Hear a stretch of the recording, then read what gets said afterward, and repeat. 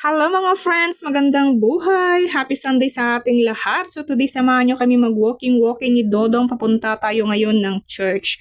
Okay.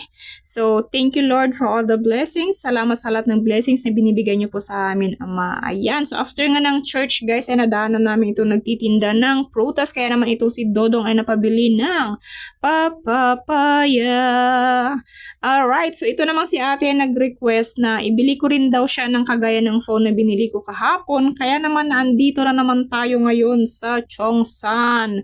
At ito namang si Dodong guys ay nag-request na maghahanap siya ng panibago niyang pajama. So kaya iyan, naglibot-libot muna kami dito sa loob. Pero wala naman siyang napili kasi hindi naman niya type yung mga naka-display.